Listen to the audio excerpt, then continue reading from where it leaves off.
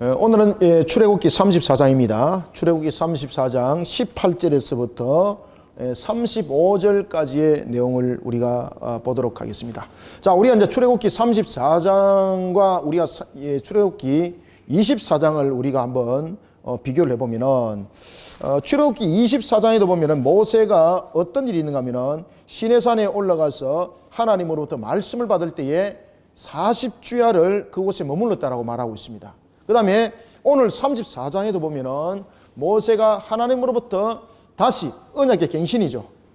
다시 하나님으로부터 언약의 두 돌판의 말씀을 받을 때에 40일을 그 속에 있는데 첫 번째와 두 번째가 다른 것을 볼 수가 있습니다. 자, 첫 번째 우리가 시내산에서 하나님으로부터 두 돌판을 우리가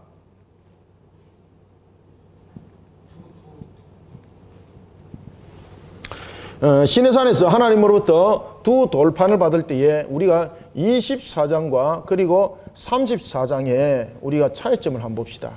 24장에서 우리가 돌판에서 보면은 이 40주야를 있으면서 24장 이후부터 우리가 이렇게 보면은 24장 쪽에서 우리가 이제 만들어졌던 두 돌판은 보면은 두 돌판인데 이것을 누가 만들으셨습니까? 돌판에 대한 죄로 하나님께서 이 돌판을 하나님께서 만드셨는데 34장에서는 이 돌판을 누가 다듬어 만들죠? 그렇죠. 모세가 이것을 다듬어 만들더라.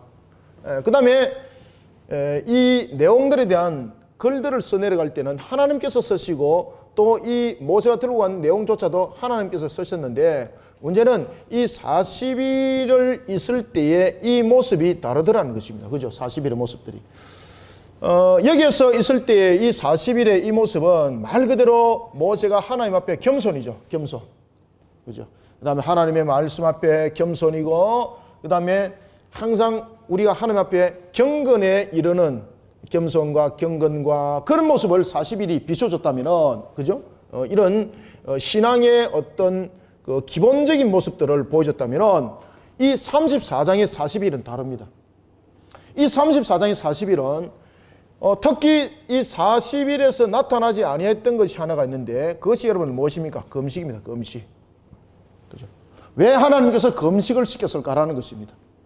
왜 이유가 있죠?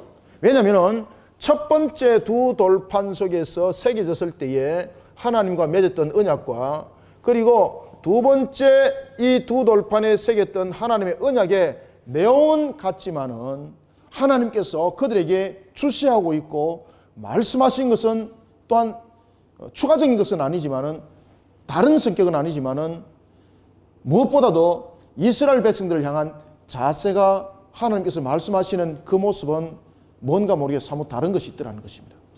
그래서 모세가 금식을 하게 되는데 모세가 금식을 하는 것은 모세적인 측면에서는 여러분들이 무엇이 함께 첨부가 됩니까?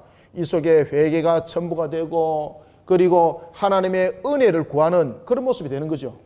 왜 이런 모습이 됐습니까? 첫 번째 돌판을 들고 내려왔을 때 어떤 사건이 벌어졌습니까?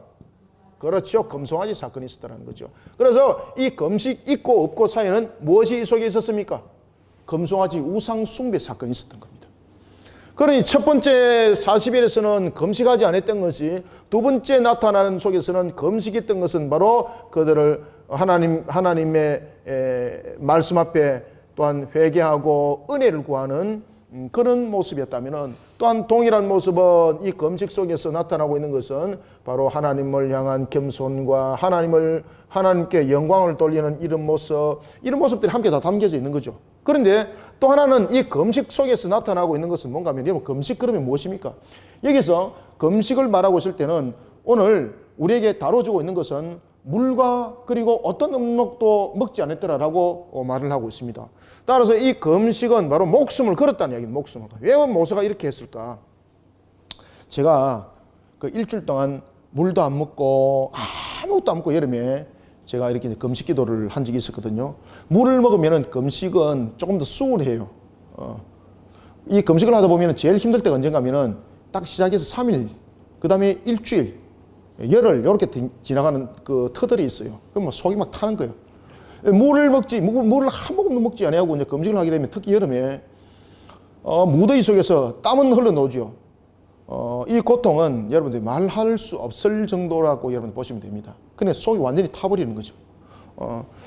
40일 동안 여러분들 아무것도 먹지 아니하고 물도 마시지 아니하고 이 금식은 여러분들 무슨 이야기를 하고 있는가 하면 사람의 능력으로는 할 수 없다는 것을 지금 설명하고 있는 겁니다. 이 자체가.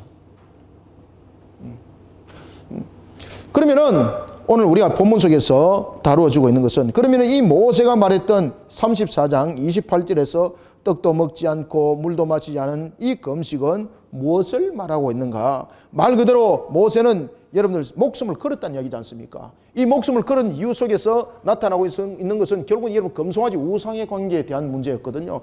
하나님께 회개하고 은혜를 구하면서 참으로 마치 죽은 목숨이었던 이스라엘 백성들을 대표하여서 자신이 하나님으로부터 말씀을 받아 올르지만은 그들은 마치 죽은 목숨과 같은 것 아니겠습니까? 왜냐하면 첫 번째 돌판에 새겨졌던 그 말씀대로 그들이 집행을 했다면은 그들은 이미 죽은 목숨이었고 그런 모습 속에서 하나님께 은혜를 구하는 모세는 정말로 하나님께 생명을 다 내어놓는 겁니다. 그러면은 이 금식은 하나님께서 그에게 위협적인 그런 자세를 구하기 위해서 그러면 금식을 허락하셨는가? 하나님께서 여러분들 모세가 금식을 할 때 하나님께서 그 금식을 하지 마라 라고 하나님께서 거부할 수도 있습니다. 그런데 하나님께서 이 금식을 받아들이시고 허락을 하시는 거예요. 그러면 여러분 이게 여기 대해서 이제 질문이 주어야 되는 거예요. 하나님은 왜 그것을 받아들이고 왜 허락하셨을까라는 것입니다. 분명히 사람이 아무것도 안 먹고 마시지 않으면 40일 동안 견딜 수 없습니다. 죽습니다. 물 한 모금도 먹지 아니하고.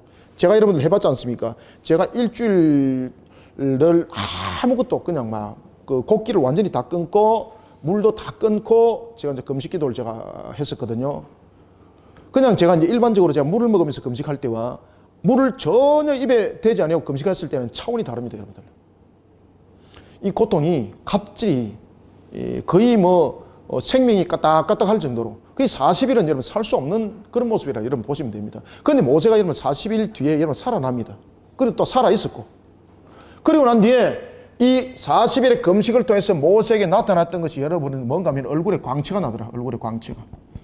그러면은 이 내용들은 과연 무엇을 담고 있는가? 이게 여러분 34장이 굉장히 중요한 내용을 다루고 있습니다. 그리고 이 얼굴의 광채는 또 누구와 연결되겠습니까? 어떤 사건과 연결되겠습니까? 두 가지로 연결됩니다. 하나는 여호와 하나님에 관한 것이고 두 번째는 무엇과 관계되어 있다? 금송아지 우상과 관계되는 겁니다. 이 얼굴의 광채가.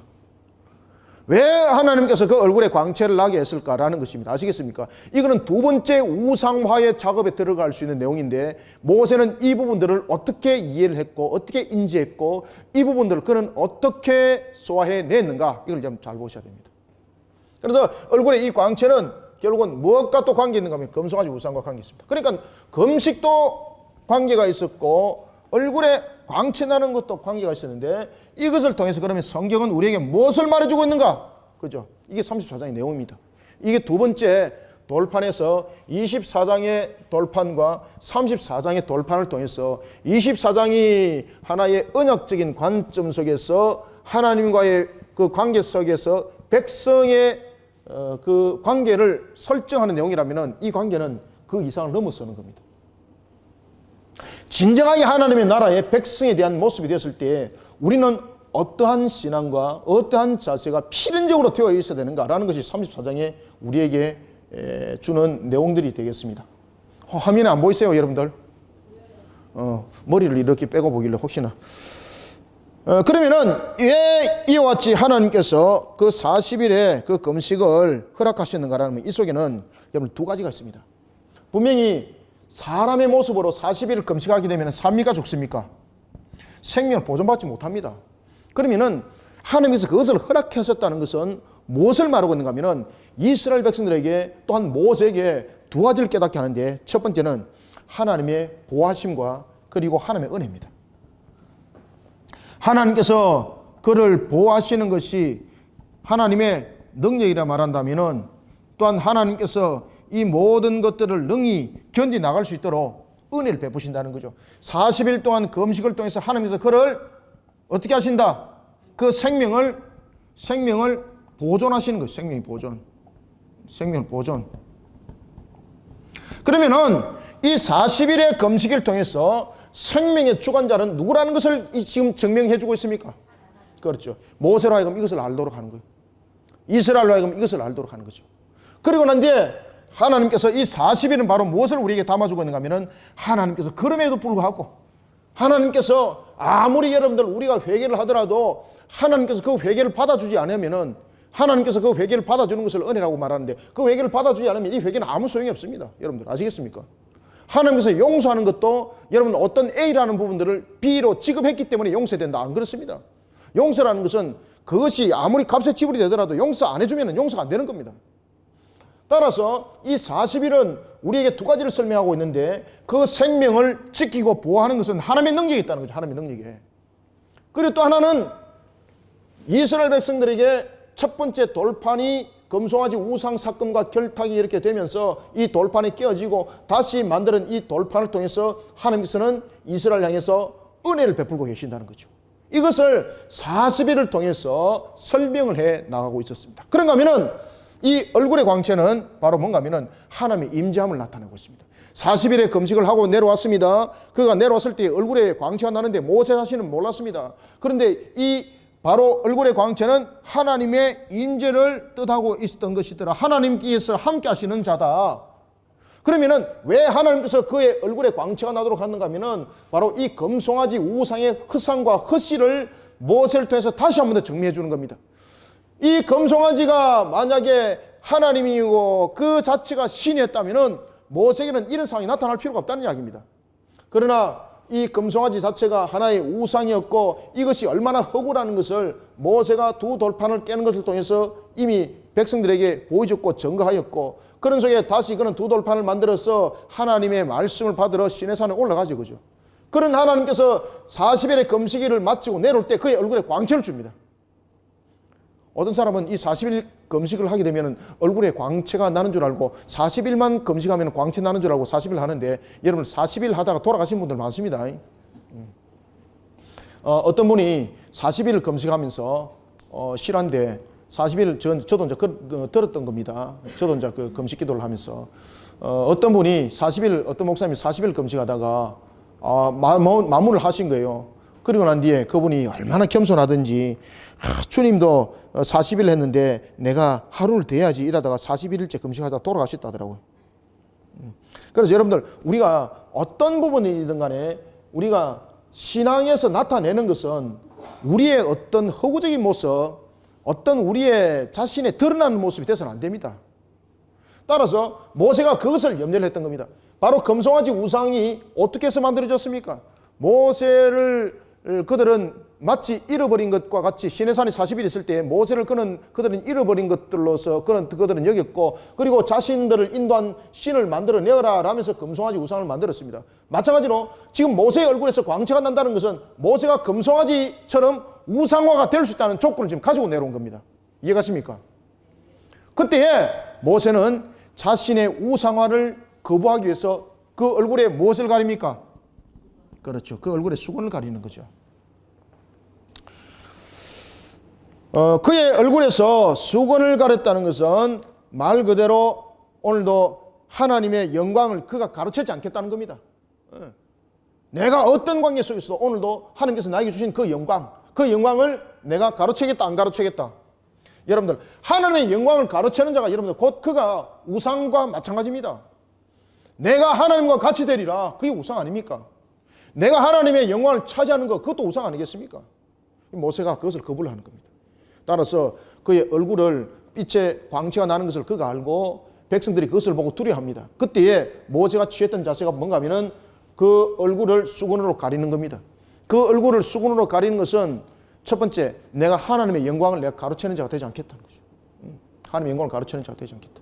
그 다음에 또 한 두 번째는 백성들로 하여금 그 자체가 인간이지만은 인간에서 광채가 난다는 것은 백성들로 하여금 믿음으로 하나님을 바라보게 하는 것이 아니라 무엇으로 하나님을 바라보게 하는 겁니까? 백성들로 하여금 믿음으로서 믿음으로서 하나님을 바라보도록 하는 것이 아니라 어떠한 신비적인 방법으로서 백성들로 하여금 신앙을 이끌어갈 수 있는 조건이 될 수가 있는 겁니다. 따라서 모세가 그 얼굴을 수건으로서 그 광채를 가렸다는 것은 바로 하나님을 향한 믿음.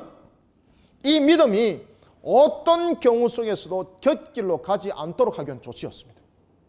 하나님의 첫 번째는 하나님의 영광을 가리지 않겠다는 것이고, 두 번째는 하나님을 향한 신앙의 믿음이 곁길로 어떤 신비적인 경향 속에서 믿음이 깨어진다든지, 여러분들 믿음이 우리 속에 우선이 되는 것이지 눈에 보이는 현상, 눈에 보이는 신비한 그 방법이 우리의 하나의 신앙의 그 모습, 그리고 우리의 믿음이 돼서는 아니 되는 것입니다.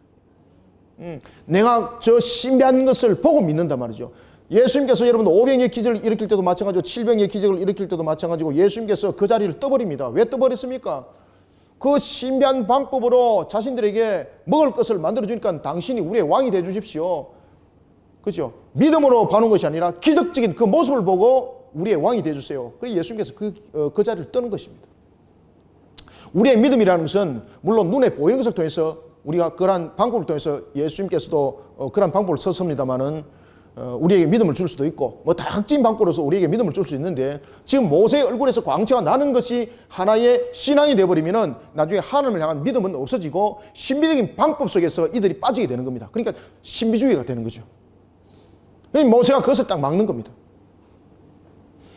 이러한 모습 속에 우리가 자신이 스스로 신격화가 되는 것을 막는 거죠. 그죠? 하나님의 영광을 가로채지 아니하고, 그 다음에 그들의 신앙들이 하나님을 향한 온전한 믿음 속에 세워져 나가지 못하고 신비적인 경향 속에서 나가면서 그것이 인간에 대한 향한 하나의 자신의 신격화가 될 수 있는 거죠. 그래서 그가 이 신격화를 거부를 하는 겁니다.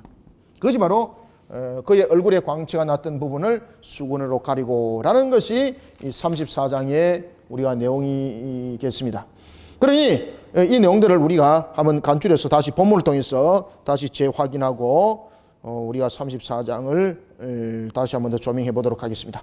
자, 34장 우리가 18절부터 20절까지 세 절을 한번 읽어보겠습니다. 시작. 너는 무교제를 지키되 내가 네게 명령한 대로 아비벌 곧 그 절기에 이래 동안 무교병을 먹어라. 이는 네가 아비벌의 애굽에서 나왔음이니라. 모든 첫 태생은 다 내 것이며 내 가축의 모든 처음 난 수컷인 소와 양도 다 그러하며 나귀의 첫 새끼는 어린 양으로 대속할 것이요 그렇게 하지 아니하려면 그 목을 꺾을 것이며 네 아들 중 장자는 다 대속할지며 빈손으로 내 얼굴을 보지 말지니라. 아멘. 자, 18절에 보면은 이제 두 돌판을 가지고 그가 이제 여러분들이 잘 아시는 것처럼 하나님과 다시 이제 언약을 세우기 위해서 시내산을 이제 오릅니다. 그때에 하나님께서 그 두 돌판을 가지고 말씀을 새기기 전에 먼저 하나님께서 쭉 다시 한 번 더 강조를 하는 것이 있습니다. 다시 한 번 더 강조를 하고 있는 것이 바로 뭔가 하면은 애굽에서라는 것입니다. 애굽에서. 여러분들, 왜 하나님께서 여러분들 이 두 돌판을 다시 만들기 전에 왜 애굽을 다시 강조했을까요? 이 애굽을 다시 강조하는 이유가 있습니다. 이 애굽을 다시 강조하는 이유는 첫 번째, 이스라엘의 모습이 뭔가를 설명을 하고 있습니다.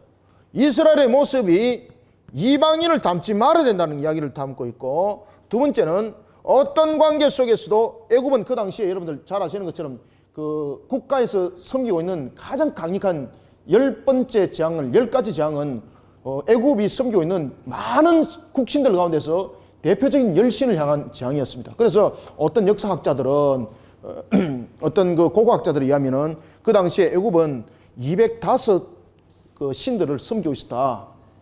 이렇게 말하는 사람도 있고, 뭐 어떤 사람들은 그들은 약 한 500개의 신을 섬기고 있었다. 그러니까 말 그대로 그냥 눈에 보이는 강력하면 그다 신이라 이렇게 보시면 되겠습니다.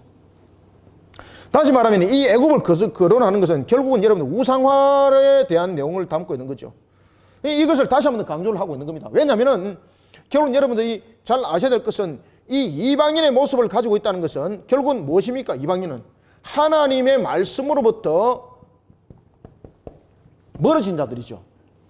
그런가 하면은 이 우상화 속에서 반드시 여러분들 기억해야 될 것은 이 우상화를 가장 강력하게 추천하고 있고 추진하고 있고 이 우상화를 일궈 나가고 있는 것이 여러분 결국 마귀죠, 마귀. 이 내용들을 강조하고 있는 것은 하나님의 백성된 자로서 우리가 어떤 경우 속에서도 이러한 신앙의 겉모습 속에서 이탈하는 거치든 속이든 어떤 속에서든 간에 이스라엘은 이와 같이 하나님의 말씀을 떠난다든지 그 다음에 없는 신을 만들어서 다시 한 번 더 우상화 작업 속에서 들어가게 되면은 너희들의 모습은 바로 과거의 애굽에 있은 그 모습과 변한 것이 아무것도 없다는 것입니다.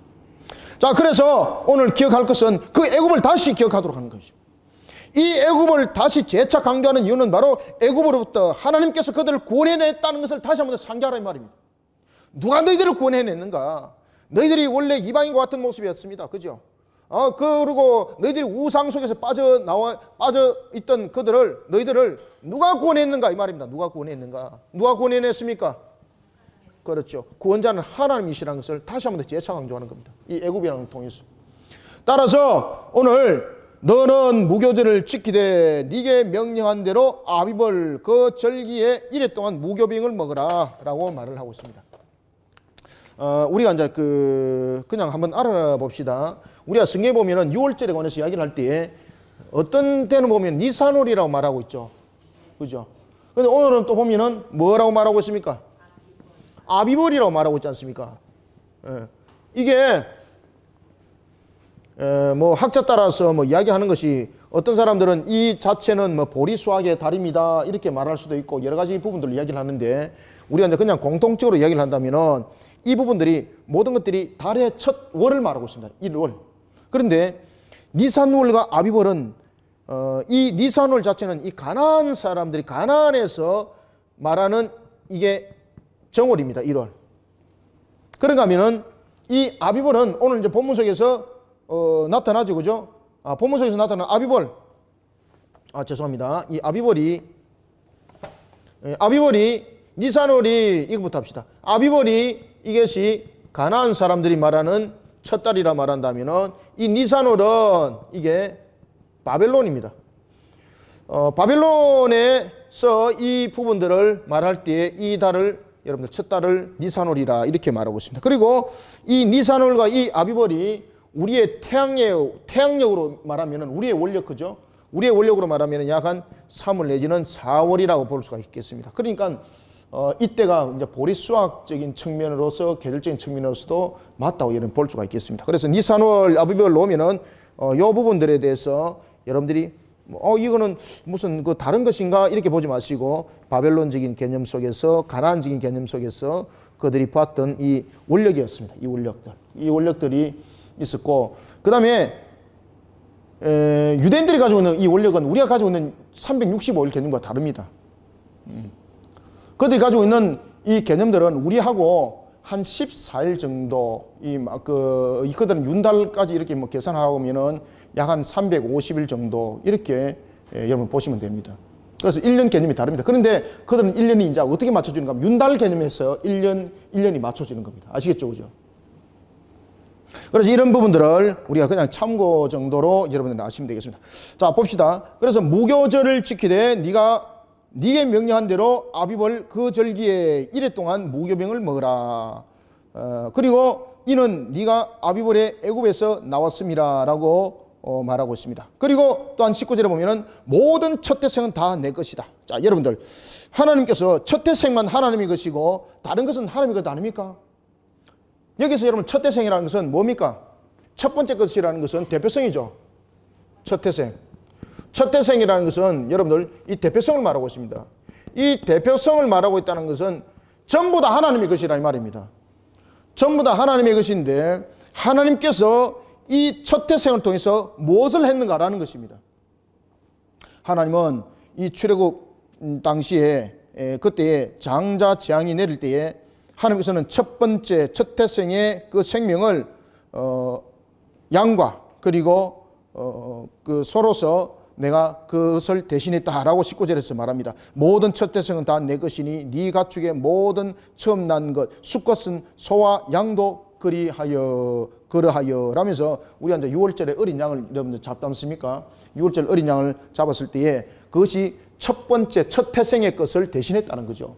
그러면은 이 첫 태생의 것을 대표했다는 것은 첫 태생의 것을 대신했다는 것은 모든 것에 대한 대표성을 말하고 있습니다. 모든 것의 대표성이라는 것은 그 가정에 그리고 모든 생명에 근원을 이루는 것입니다. 그럼 모든 것은 하나님의 것이라는 겁니다. 그러면은 하나님께서는 왜 첫 태생을 가지고 그 생명들을 대속했는가라는 것을 설명할 때에 그들을 대속하는 것 자체도 그 값의 가치가 되었기 때문에 정당하게 지불되었습니다라는 것이 아닙니다. 이 첫 태생의 것을 통해서 하나님께서 그들의 생명을 보존하고 그리고 그들을 건졌다는 것은 결국 무엇을 우리에게 말하고 있습니까? 하나님의 은혜. 우리가 죄악 가운데 놓여 있을 때에 하나님의 은혜 가운데에 우리가 건짐을 받았고 그리고 우리가 영원한 하나님의 생명에 우리가 들어가는 자가 되었습니다. 그것이 이제 19절이죠. 그래서 모든 첫 태생은 다 내 것이며 네 가축의 모든 처음 난 수컷인 소와 양도 다 그러하다. 그러면서 하나님께서 말씀하십니다. 나귀의 첫 새끼는 어린 양으로 대속해라. 여러분들 왜? 제가 질문할게요. 지금 보면은 지금 짐승들의 첫 태생에 대해서는 그 첫 번째 것으로 드리라 그랬습니다. 그 속에서도 보면은 소가 있고 분명히 양이 있었습니다. 그런데 20절에 보면은 나귀는 나귀로 못 드리게 합니다. 왜 그럴까요? 예? 나귀는 생명을 대속할 수 없습니다. 왜냐하면 여러분 대속을 할 수 있다는 것은 험이 없어야 됩니다. 그럼 정함이 돼야 되는 거죠. 부정함이 돼서는 안 된다는 거죠. 그러면 나귀는 왜 대속이 안 되죠? 그렇죠. 부정한 짐승이기 때문에 대속이 안 된다는 게 아닙니다. 그래서 부정한 짐승의 대속은 정한 짐승으로 대속을 시켜라 이 말입니다. 정한 짐승으로. 따라서 여기서 나귀 새끼는 어린 양으로 대속하라는 것은 부정한 것도 대속을 해야 되는데 이것을 대속할 수 있는 것은 정한 짐승으로만이 대속할 수 있다는 것이 바로 20절의 내용인 것입니다.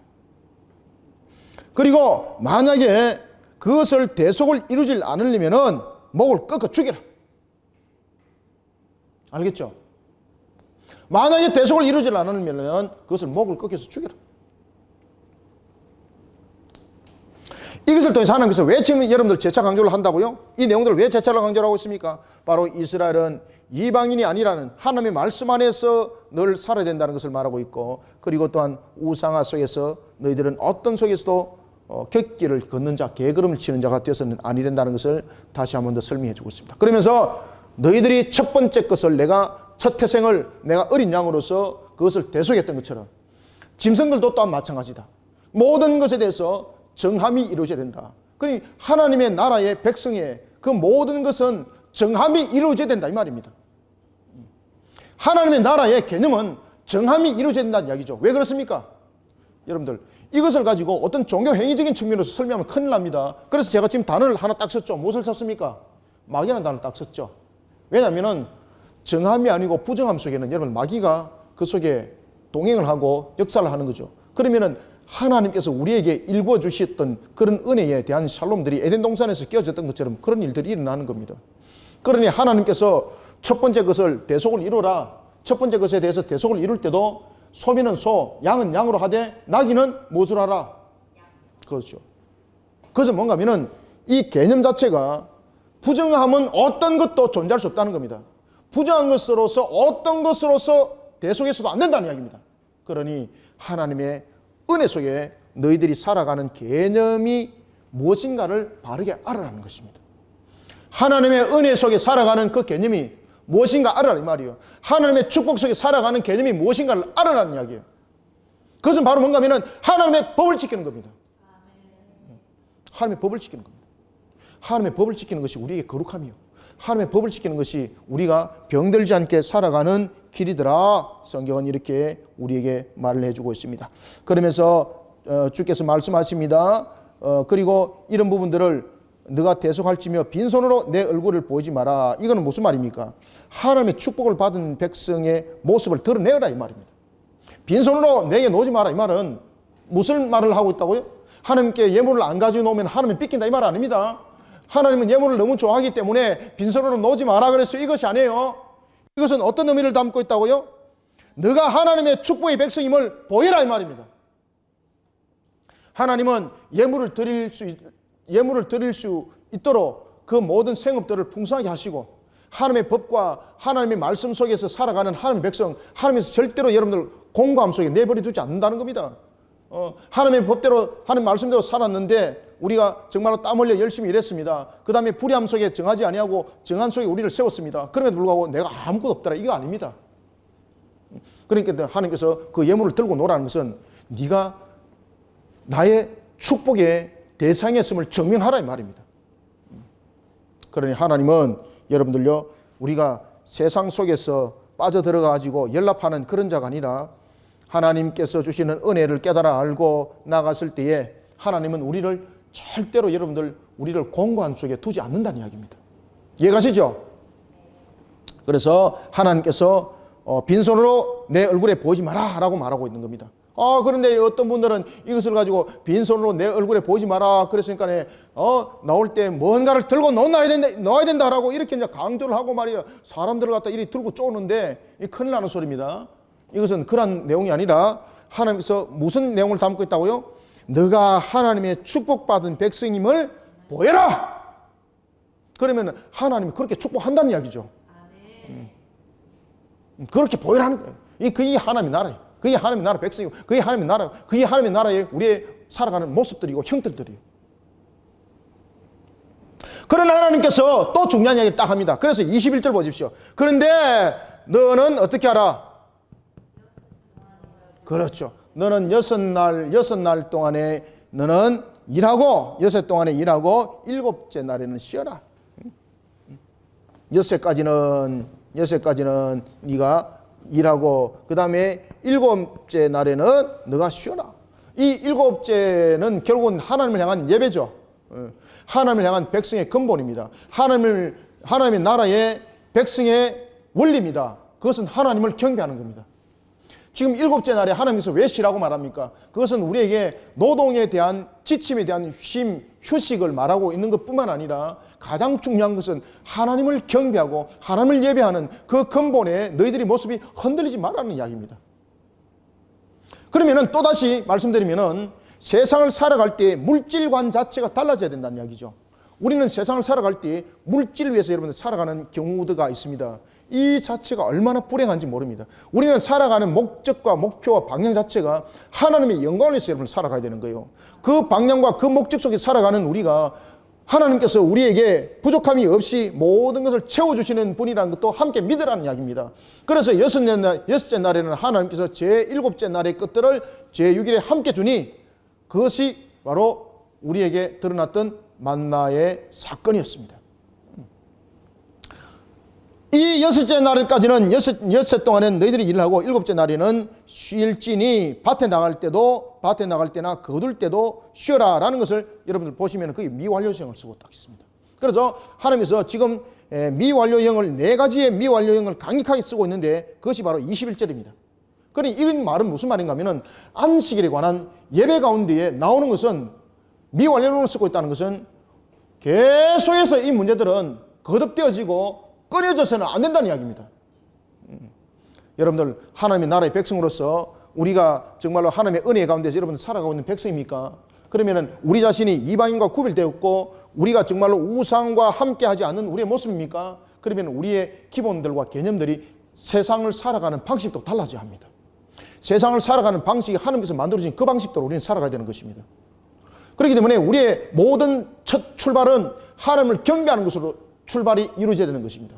그래서 주 1일이라는 것은 예수 그리스도께서 부활하신 그 날을 우리는 예배의 날로 삼으셨고 그 날을 경배하는 날로 삼으셨다는 것은 우리의 모든 출발은 그렇게 이루어지고 또다시 새로운 출발은 또 그렇게 이루어지는 것이 이 내용을 쓰라 이 말입니다. 그래서 여기 본문에 보면은 쉴지며라는 것이 미호 관련형을 쓰고 있습니다. 쉴지며 첫 번째. 그래서 이 쉴지며라는 것을 통해서는 우리에게 무엇을 강조하고 있습니까? 예배자로 우리의 모습들이 바로 세워지라는 이야기입니다. 여러분들 우리 자신이 예배자로 세워진다는 것은 하나님이 창조주임을 믿는 믿음을 가지고 있어야 되는 것입니다. 창세기도 보면은 여러분들 우리에게 샬롬을 이야기를 하고 있을 때에 계속해서 또한 10계명에 관해서 이야기를 하고 있을 때도 이 모든 부분들이 창조주에 대한 하나님 뿐만 아니라 경배받을 대상이 하나님이심을 모든 것을 담아내놓는 거죠. 그래서 우리가 예배자로 세워진다는 것은 하나님이 창조주이시오 모든 만물을 이끄시는 분이시오 유일하신 신이시오 이것을 전부 다 그 속에 함축되어 있는 것이 여러분 예배입니다. 그 속에 예배. 그 다음에 두 번째는 하나님께서 무엇을 멈추지 마라. 이거 지금 화면에 보입니까 이게?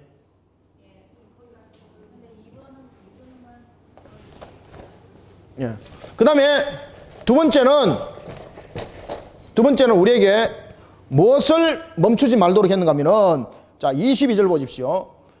21절 보면은 77절 곧 맥주의 초실제를 지키고 주 세 마리의 수장제를 지킬지니라. 이걸 미완료형을 쓰고 있습니다. 절기를 지키라. 이걸 멈추지 말라는 것입니다. 그러면은 절기를 율법적으로 지킬 것인가? 이 세 절기가 의미하고 있는 바가 있죠. 이 세 절기가 의미하고 있는 바는 저와 여러분이 잘 알고 있는 것처럼 바로 유월절이었고, 하나는 유월절이었고, 유월절은 무엇을 기념합니까? 우리의 구원이 누구로부터 이루어지는가라는 것을 기념하는 거죠. 기억하는 거죠. 그 다음에 또한 맥주절은 무엇입니까? 우리에게 모든 것에 있어서 첫 번째 것에 있어서 수확을 주시고 우리에게 모든 것에 있어서 공급해 주신 분이 누군가? 그렇죠. 맥주절. 그 다음에 수장절, 추수죠. 우리의 결실에 맺는 것. 그리고 또한 이 맥주절과 그리고 또한 이 수장절 자체가 우리에게 말한다면은 하나의 우리로 하여금 첫 번째 우리가 주님을 믿는 믿음 속에 우리가 온 것이 첫 번째에 우리의 맥주절이라 한다면은 우리의 또한 그 속에서 유월절과 그러한 맥주절 속에서 우리의 마지막 종말의 심판들이 그하는 것이 바로 마지막 수장절, 추수절인 것입니다. 이것을 기억하라는 이야기입니다. 그래서 우리가 예수 그리스도를 믿는 믿음 속에서 우리가 구원받았던 유월절, 그 속에서 우리가 새롭게 열매를 맺는 그런 맥주절, 그리고 또한 마지막 수확 속에서 우리가 새하늘과 새 땅을 가는 그런 수장절, 이 모든 관계들 자체가 끊이지 않도록 그 절기를 지키라는 이야기입니다. 그러니까 우리의 신앙의 이 개념 속에 잊지 말아야 될 것이 구원의 주님은 누군가? 잊지 말아라는 것이고, 그리고 우리로 하여금 첫 열매 되게 하신 분이 누군가? 잊지 말아라는 것이고, 마지막 심판에 우리는 어떤 모습으로 어떻게 우리가 완전한 구원에 이르는가? 이것을 또한 잊지 말아라는 거예요. 그 다음에 세 번째는 무엇을 또 잊지 말라고 말하고 있는가 하면은, 자, 23절 한번 읽습니다. 시작. 너희의 모든 남자는 매년 3번씩 주 여호와 이스라엘의 하나님 앞에 보일지라. 아멘. 세 번째는 이 절기를 지킬 뿐만 아니라 너희들이 매년 3번 너희들이 하나님께 보이라는 것입니다. 하나님께 보이라는 것입니다. 이것은 말 그대로 우리가 하나님께 보인다는 것은 우리의 모습들이 하나님 앞에 온전한 모습으로서 세워져야 된다는 것이고, 또한 우리의 모습들이 하나님의 영광을 가리는 모습이 아니라 백성된 자로서 그 자세를 잃지 않는 것을 우리에게 다시 한 번 더 강조해주고 있는 것입니다. 그러니 우리가 누구의 다스림 속에 있는가? 이것을 우리가 잊지만은 백성들이 되시길 바랍니다. 그렇기 때문에 우리가 하나님의 나라의 백성들로서 나갈 우리의 모습과 방향들은 하나님의 은혜 속에 우리가 세워지되, 정말로 우리가 예배 대상이 누군가를 분명히 알고 이 예배 대상은 오직 하나님이 한 분뿐이라는 것을 우리가 끝까지 지키고, 뿐만 아니라 우리의 신앙을 다시 한번 더 돌이켜보고, 우리가 누구로부터 구원받았고, 그리고 우리는 어째 우리는 첫 열매가 되었고 마지막에 어떤 결실의 열매가 맺는다는 것을 반드시 아는 그런 신앙 속에 우리를 세워지고, 뿐만 아니라 내가 왕이 하나님이라는 것을 아는, 오직 내가 하나님만을 경배하는 그런 신앙의 자세 속에서 우리를 세워나가야 된다는 것은 이걸 영원히 지켜나가야 될 부분이라 말하고 있는 것입니다. 그러면서 또한 이렇게 말합니다. 24절, 내가 이방 나라들을 네 앞에서 쫓아내고 네 지경을 넓히리니. 자, 24절 읽습니다. 시작. 내 지경을 넓히리니 네가 매년 3번씩 여호와 내 하나님을 배우려고 올 때에 아무도 네 땅을 탐내지 못하리라. 아멘. 네 번째는 무엇이라고 말씀하시는가 하면은 아무도 탐내지 못하게 하겠다. 누가? 그렇죠. 하나님께서. 이것을 언제까지? 계속 말입니다. 그래서 미완료형을 4개를 쓰고 있습니다. 이 미완료형의 4개를 통해서 우리에게 무엇을 말해주고 있다고요? 하나님의 백성으로서 우리는 하나님의 은혜 가운데 어떻게 살아가고 있는 존재라는 것을 반드시 기억하라는 겁니다. 그래서 이것은 바로 하나님의 백성의 신앙의 자세입니다. 백성의 신앙의 자세. 하나님의 백성으로서의 신앙의 자세를 어떻게 가져야 되는가? 그러면서 왜 탐내지 못, 하나님께서 그 외인들이 너의 모든 것을 탐내지 못하게 하겠다는 것은 이 속에 어떤 의미 속에서 이 미완료형을 담고 있는가 하면은 하나님이 파수해 준다는 이야기입니다. 하나님이. 하나님께서 파수꾼이 되어 주신다. 파수자가 되어 주신다. 그러니 우리의 모습 속에서 하나님의 나라의 백성으로서의, 그러니까 시내산 언약에서 첫 번째 두 돌판을 받을 때와 두 번째 두 돌판을 받았을 때에 왜 하나님께서 이것을 강조하는가 하면은 이 금송아지 우상 속에서 그들이 결탁되었던 것이 뭔가 하면은 자신을 지킬 신을 만들어라 그랬지 않습니까?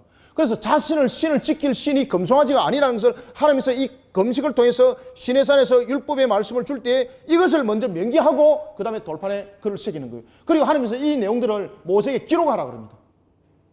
기록하고 그들이 가르치라 그럽니다.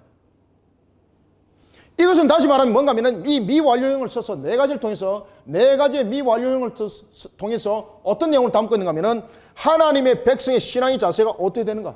이것이 끝까지 바로 세워지고 흔들리지 않아야 된다는 겁니다. 이것이 흔들리니까 결국은 금송아지 우상을 만들어내는 겁니다. 여러분들 아시겠습니까? 누가 파수꾼이 되어준다는 이야기입니까? 금송아지가 파수꾼이 아니죠. 탐내지 못하게 하겠다. 내가 탐내지 못하게. 다른 사람들이 너의 모습 속에서 너의 것들을 탐내지 못하게 하겠다. 탐내지 못하게 하겠다라는 것을 통해서 하나님께서 무엇이 되어준다? 그렇죠. 하나님께서 파수한 파수자가 되어주신다. 파수꾼이 되어주신다. 지켜본다는 거죠. 언제까지? 끝까지 말입니다. 그러니 여러분들 하나님 믿어 의심치 마시기 바랍니다. 금송아지 만들지 마시기 바랍니다. 바로 이 뜻입니다. 이게 엉뚱한 짓 하지 말고 금송아지 만들지 마라. 오직 예배 경배는 창조주 하나님 내일 하는 것을 너희들이 반드시 기억해라. 그러니 모든 생업의 원리, 모든 것들이 하나님 안에 있다는 것을 알아라.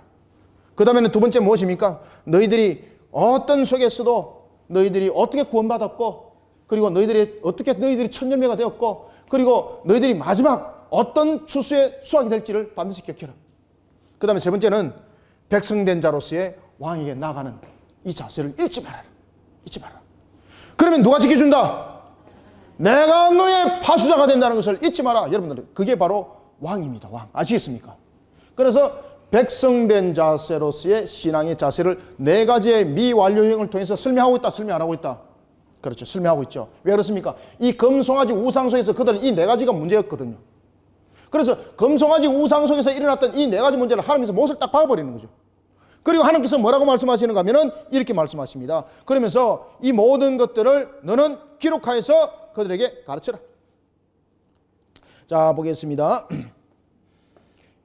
25절 봅니다. 너는 내 제물의 피를 유괴병과 함께 드리지 말지며 유월절 제물을 아침까지 두지 말지며. 특히 여러분들 유월절에 아침에 왜 유월절 제물을 왜 아침까지 두지 말라 그랬죠? 그렇죠. 성물을 더럽히면 안 되기 때문입니다. 두 가지 이유입니다. 이 유월절에 제물을 아침까지 두지 말라는 것은 두 가지 이유입니다. 첫 번째는 성물은 거룩하다는 이야기죠. 그러면은 항상 하나님의 거룩성에 대해서 너희들이 잊지 말라는 이야기입니다. 아침까지 두게 되면 더럽힘이 당하게 되는 거죠. 하나님이 드린 것인데. 그래서 항상 거룩성을 잃지 말라는 이야기입니다. 하나님의 백성으로서 거룩성을 잃어버리면 안 돼요, 여러분들요. 하나님의 백성으로서의 거룩성의 그 가치를 잃어버리게 되면은 그때부터 영적 타락, 영적 간음이 일어나기 시작하는 겁니다. 항상 여러분 아시겠죠? 우리는 거룩함을 어떻게 만들어야 됩니까? 회개한 신앙으로서. 그리고 이 거룩함이라는 것은 우리의 탐욕 속에서 나타나면 우리의 탐욕들을 버려야 되는 것입니다. 따라서 여기서 아침까지 두지 말라는 것은 다시 말하면 성물을 더럽히지 말라는 것이고, 또 하나는 두 번째는 무엇입니까? 성물을 소홀히 여기지 마라. 가볍게 여기지 마라. 첫 번째는 성물을 더럽히지 마라. 두 번째는 가볍게 여기지 마라. 그러니 여러분들 하나님 나라의 백성이 이 거룩성은 여러분들 어떤 것들로도 더럽히면 안 돼요. 그리고 두 번째는 우리의 거룩성을 가볍게 여기면 안 돼요, 여러분들요. 그래서 순결함을 지켜야 되는 거예요, 여러분들요. 순결한 신부 아시겠습니까? 그런 하나님의 나라의 기본적인 골격을 갖춰야 하는 이야기입니다. 왜? 그것이 곧 이방인과의 구별점이라는 이야기예요. 지금 하나님 계속해서 그 이야기를 하는 거예요. 지금 금송아지 우상 사건 터지고 난 뒤에 지금 이방인들과 구별점이 무엇인가를 설명하고 있는 것을 다시 한번 더 봅니다. 그러면서 유교병에 대해서 다시 이야기를 하고 있습니다.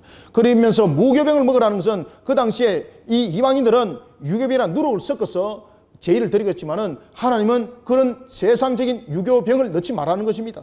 그래서 6월절 다음에 무교절이 있는데 그 무교병을 먹는 그 무교절에는 일주일을 지키게 하고 그런 속에 이방인의 풍습을 절대 따르지 말라는 것입니다. 26절에 보면 네 토지 소산에 처음 익은 것은 가져다가 네 하나님 여호와의 전에 드릴지며 너는 염소 새끼를 그 어미의 젖으로 삼지 마라. 여러분들 하나님께서 어린 새끼를 드릴 때도 그 어미 젖을 먹고 8일이 지난 후에 그 예물을 드리도록 했습니다. 그죠? 정 드리려고 그러면은. 왜냐하면 어미로서의 새끼를 낳은 그 정을 끊지 못하도록 하고 있고. 그 다음에 그 새끼를 드릴 때도 여러분들이 잘 아시는 것처럼 어미의 젖으로 삼지 못하게 하고 있습니다. 그런데 이방인들 제사를 드릴 때는요, 그 새끼 난 새끼를 바로 삼는데 그 어미의 젖을 짜가지고 삼습니다. 왜 그러냐면 그렇게 삼았을 때 고기의 가치가 최고라는 거죠.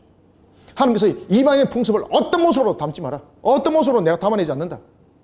나는 그것을 질과 맛으로 나는 받지 않는다.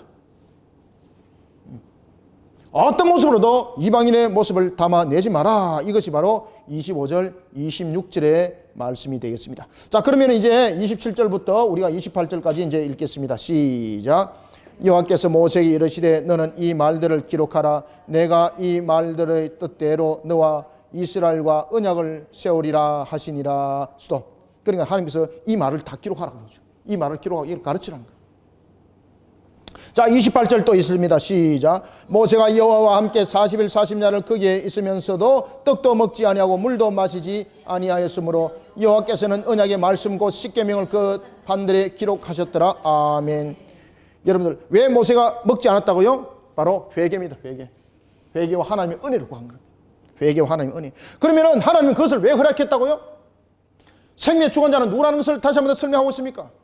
하나님이라는 것이고, 또 하나는 하나님께서 그 40일 통해서 그 모든 것에 대한 보호 그리고 은혜를 베푸시는 것은 하나님이라는 것을 그 40일의 금식을 통해서 하나님께서 모세에게 알게 하시고 그리고 이스라엘에게 알게 하는 거예요. 이제 왜 허락하시는 건지 아시겠죠?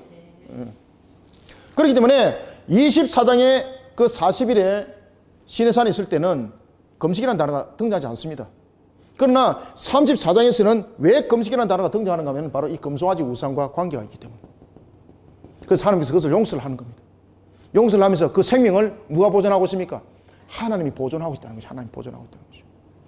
하나님께서 여러분 금식을 허락했다는 것은 하나님께서 그 생명을 보존하고 있다는 이야기입니다. 하나님께서 그 금식을 허락했는데 그가 죽어버렸습니다. 30꿀째. 그럼 이거 어찌 되는 겁니까? 말이 안 되는 거죠. 그래서 하나님께서 40일의 금식이 마치고 난 뒤에 모세 얼굴에 무엇을 비춰줍니까? 그렇죠. 야, 이 광채가 여 밑에서 여러분 나중에 아까 걸적은 보이죠? 광채가 일어나고 있습니다. 모세가 이제 전급판을 가지고 시내산을 내려오는데 모세는 그 자신이 깨닫지 못했습니다. 그런데 그 얼굴에 광채가 나는 것을 사람들이 본 겁니다. 우와, 사람들이 깜짝 놀랍니다. 자, 29절 30절 읽습니다. 시작. 모세가 그 증거의 두 판을 모세의 손에 들고 시내산에서 내려오니 그 산에서 내려올 때 모세는 자기가 여호와와 말하였으므로 말미암아 얼굴 피부에 광채가 나나 깨닫지 못하였더라. 아론과 온 이스라엘 자손이 모세를 볼 때에 모세의 얼굴 피부에 광채가 남을 보고 그에게 가까이 하기를 어떻게 했더라? 두려워하더니. 아멘. 모세의 얼굴을 보게 된 이스라엘 백성들이 깜짝 놀랐습니다. 그러면 하나님께서는 모세의 얼굴에 왜 광채를 띄우게 하셨는가? 왜 띄우게 하겠습니까? 모세의 사명을 의심치 못하도록 한 겁니다. 이 금송아지 우상과 결탁이 되는 거죠. 하나님의 영광을 그에게 비춰준 가장 큰 이유는 뭔가 하면 모세의 사역에 대해서 사명에 대해서 의심하지 말라는 거예요. 그리고 그 사명에 대해서 어떤 것도 하나님께서는 사람의 생각으로서 더하거나 덜하지 않는다는 겁니다. 따라서 모세의 사명에 대한 그 모습, 누구도 의의를 제기할 수 없도록, 그리고 모세의 사명에 대해서 사람이 더하거나 덜하여서 일어나는 사명이 아니라는 것을 그 얼굴의 광채를 통해서 설명해 줍니다. 그러고 난 뒤에 이제 모세가 그 광채가 나는 것을 나중에 뒤에 알게 되는 것입니다. 따라서 또한 모세의 얼굴에 광채가 난다는 것은 또 한 가지를 이야기를 한다면 모세는 하나님과 깊은 교제가 있었다는 것을 영광의 광채를 통해서 나타내주고 있는 거예요. 하나님과 깊은 교제가 있었다. 하나님과 깊은 교제가 있었다. 그렇죠? 첫 번째는 모세의 사역에 대해서 의심치 못하도록 하는 것이었고, 두 번째는 모세가 하나님과 깊은 영교가 있었다는 영적 교제, 영적 교제. 영적 교제가 있었다는 것을 이 광채가 설명을 하고 있었습니다. 이해가십니까? 그러면은 모세가 신격화 될 수 있는 조건이 지금 다 갖춰진 겁니다. 그죠? 여기에 따라서 하나님께서는 모세를 다시 한번 더 달아보는 거예요. 모세는 이제 충분하게 신격화 될 수 있는 조건이 다 갖춰졌습니다. 그때에 모세는 자기가 얼굴에 광채가 난다는 사실을 알고 그가 어떤 조치를 취하는가 하면은 하나님의 말씀을 전할 때는 그 얼굴을 가리지 않습니다. 하나님의 사역을 감당할 때는 그 광채를 그대로 드러냅니다. 그리고 난 뒤에는 그 얼굴을 가려버립니다. 하나님의 사역을 할 때는 그 얼굴을 드러냅니다. 그리고 그 사역이 끝나고 났을 때는 자기 개인적으로 사람들이 접할 수가 있습니다. 야, 저 능력자야. 야, 저 사람은 대단한 사람이야. 올 수 있다는 거죠. 그걸 거부했다는 거죠. 얼굴을 가렸다는 거죠. 이해가시죠?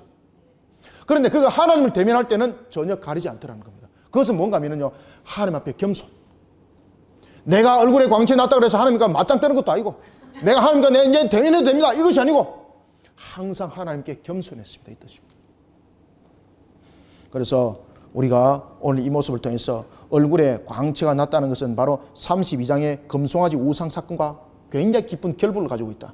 그러면은 이 금송아지 우상적인 측면에 봤을 때 모세가 얼굴에 광채가 날 때는 이스라엘 백성들이 지금 모세를 신격화할 수 있는 충분한 조건이 되었다는 이야기입니다. 그때에 모세는 어떻게 했습니까? 하나님의 사역을 할 때는 얼굴을 안 가렸습니다. 그것은 뭡니까? 자신의 사역이 모든 것이 하나님의 영광을 바라는 겁니다. 그때에 그 사역을 끝나고 난 뒤에는 얼굴을 어떻게 했다? 가렸다는 거죠. 이거는 무슨 뜻이다? 내가 하나님의 영광을 가르치지 않겠다는 겁니다. 내가 하나님의 사역을 감당하는 데서는 충성을 다하고 모든 것을 순종을 다하되 내가 개인으로 취할 수 있는 그런 우상적인 요소, 하나님의 영광을 가리는 그런 하나님의 영광을 취하는 그런 마귀적인 요소 전부 다 얼굴을 통해서 가렸다는 이야기입니다. 그래서 자신을 신격화하는 사람들을 거부했다는 이야기입니다. 할렐루야, 참 감사하지, 그죠? 이것이 여러분들 하나님의 나라의 백성입니다. 이것이 바로 34장이 우리에게 조명해주고 있는 내용입니다. 이것이 바로 24장의 두 돌판에 그리고 34장의 두 돌판의 사건이 우리에게 구분하여서 다시 한 번 더 말씀을 조명해 보고 있는 내용들인 것입니다. 모세가 31절 모세가 그들을 부르매 아론과 회중의 모든 어른이 모세에게로 오고 모세가 그들과 말하니 32절 33절 읽습니다. 시작. 그 후에야 온 이스라엘 자손이 가까이 오는지라 모세가 여호와께서 시내산에서 자기에게 이르신 말씀을 다 그들에게 명령하고 모세가 그들에게 말하기를 마치고 수건으로 자기의 얼굴을 가렸더라. 아멘. 맞죠? 백성들 하여금 믿음으로 하나님을 바라보도록 하는 거예요. 신비주의 속에 빠지지 않도록. 하나님의 영광을 가르치지 않겠다는 겁니다. 하나님의 영광을 자랑 삼아서 그것을 도구로 삼아서 자기 것으로 만드는 신격화 이러지 않겠다는 겁니다. 그것을 미연에 방지하는 겁니다. 그래서 사역을 다 하고 난 뒤에는 수건으로 자기 얼굴을 가렸더라.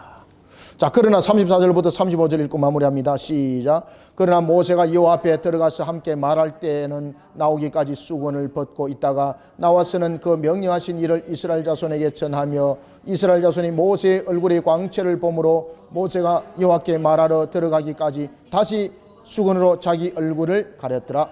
아멘. 오늘 우리는 이와 같이 34장의 이 말씀을 통해서 우리가 반드시 기억해야 될 것은 어떤 속에서도 하나님의 영광을 가로채는 그런 자는 하나님의 백성이 아니다. 하나님의 백성은 오늘도 우리가 다시 한 번 더 이스라엘이 애굽을 통해서 강조하고 있는 것처럼 이스라엘은 이방인이 아니다. 하나님의 말씀을 떠나는 이방인이 아니고 그리고 우상화 속에서 젖어드는 그런 마귀와 같은 존재가 아니다. 바로 하나님의 백성은 네 개의 미완료를 통해서 백성에 대한 자세를 하나님께서 영원히 이 자세를 잃지 마라 그랬다. 그것은 바로 뭔가 하면은 하나님이 어떤 분인가를 알아라는 것이고 그리고 우리의 신앙의 자세가 하나님을 향해서 바로 절기를 통해서 바르게 세우라는 것이고, 또한 하나님을 매년마다 3번을 뵙게 하면서 왕인 분이 누군가라는 것을 우리는 반드시 지켜라. 그리고 하나님께서는 우리의 것을 다른 자들이 절대 탐하지 못하도록 우리를 파수해 주는 분이 바로 왕이신 그분이다. 그것이 하나님의 백성이다 라는 것을 잊지 말라는 것입니다. 그럴 때에 또한 자기에게 나타나는 그 영광이 있을지라도, 자신이 사역을 이루면서 자신에게 나타나는 그 영광이 비춰질지라도 그 영광을 통해서 영광을 가르치는 자 되지 마라. 얼굴을 가려라. 이 부분들이 바로 금송아지 우상을 통해서 나타났던 사건을 하나님께서 다시 한번 더 재조명하면서 정리를 하는 것입니다. 오늘도 우리가 이와 같이 하나님의 나라를 세워나가면서 사역을 할 때에 자신들이 교만에 이르지 않도록 오늘도 우리를 신앙에 바르게 세워서 바른 하나님의 나라의 백성이 되는 그런 근본과 그 기본을 세워나가는 우리 모두가 되기를 소망합니다. 아멘. 기도하겠습니다. 살아계신 아버지 하나님, 주께서 오늘도 우리에게 은혜를 다하여 주시니 감사합니다. 특별히 34장을 통하여 하나님의 나라의 백성이 어떤 자세를 취하여야 하고, 하나님의 나라의 백성의 그 근본과 신앙의 원리가 항상 하나님이 왕이시라는 것을 알고 언제든지 백성된 자로서의 그 근원과 근본을 잊지 마라 하였습니다. 주님이여, 오늘도 우리가 세상 길을 걸어갈 때도 세상 속에서 주님을 떠나는 일 없게 하여 주옵소서.